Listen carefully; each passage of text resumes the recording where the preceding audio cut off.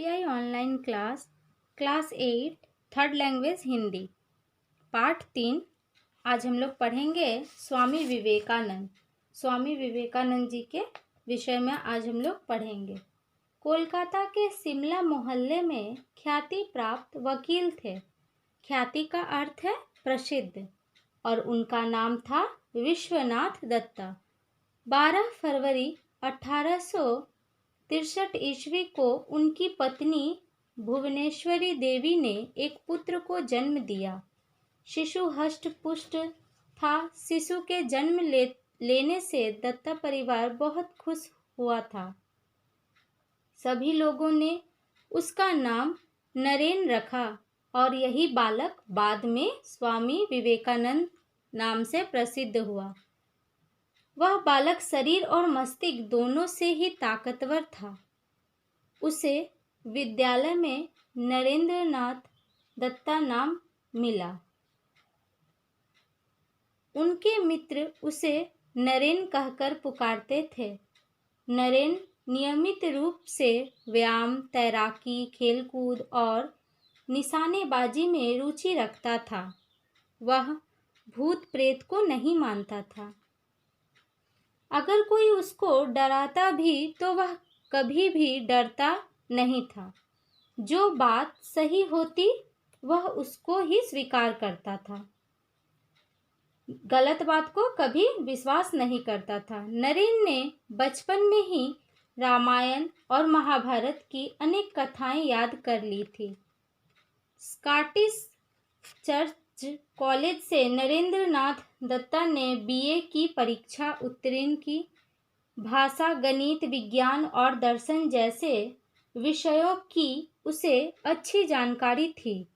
जब उनकी उम्र 17 का था, जब उनकी भेंट स्वामी रामकृष्ण परमहंस से हुआ। रामकृष्ण परमहंस एक सिद्ध महात्मा थे। उन्होंने नरेंद्र को अपना शिष्य बनाने का विचार किया। नरेंद्र को शिष्य बनने से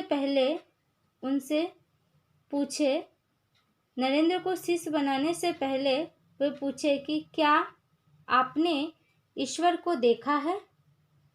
उन्होंने उत्तर दिया हाँ। तो बोले, जिस तरह तुम अभी मेरे सामने हो ठीक उसी तरह वह भी मेरे साथ है। सच्चे मन से जो भी उसे चाहता है वह उसे अवश्य मिलता है। यह सारी बातों को सुनकर नरेंद्र ने उनके शिष्य बनने के प्रस्ताव को स्वीकार किया और वे उनके साथ दक्षिणेश्वर चले गए।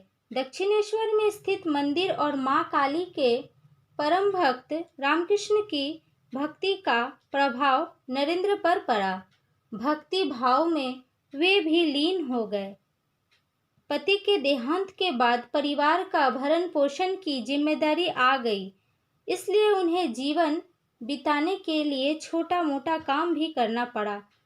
क्योंकि आर्थिक कठिनाइयां थी, स्वामी रामकृष्ण ने नरेंद्र को उपदेश देते हुए कहा था, दरिद्र नारायण और देश की सेवा ही सबसे बड़ी सेवा है और यही सबसे बड़ा धर्म है।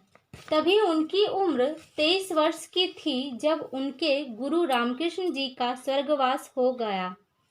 नरेंद्र को अपने गुरु के ओर से जो ज्ञान प्राप्त हुआ था वे उसे देश विदेश में प्रचलित करने का बीड़ा उठाया। उन्होंने नया नाम प्राप्त किया, स्वामी विवेकानंद जी के नाम से वे प्रसिद्ध हुए। वे अपने भारत देश को अच्छी तरह से जानना चाहते थे, इसलिए उन्होंने भ्रमण भी किया। भारत के दक्षिण भाग में स्थित कन्याकुमारी का प्रतीक सौंदर्य देखकर वे मुग्ध हो गए। वहां का लहराता समुद्र बड़ा ही मनमोहक था। उसी समुद्र के चट्टान पर खड़े होकर उन्होंने ज्ञान के प्रचार प्रसार का संकल्प किया। स्वामी विवेकानंद ने देश विदेश में अपने कार्यों और उपदेशों के कारण प्रसिद्ध थे। उन्होंने भारत का भी गौरव बढ़ाया। अमेरिका के शिकागो नगर में सर्वधर्म सम्मेलन का आयोजन था। वहाँ पर उन्होंने गेरुआ वस्त्र धारण कर भाग लिया और सबको चकित कर दिया।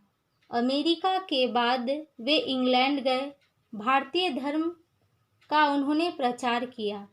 अनेक लोग उनके शिष्य भी बने।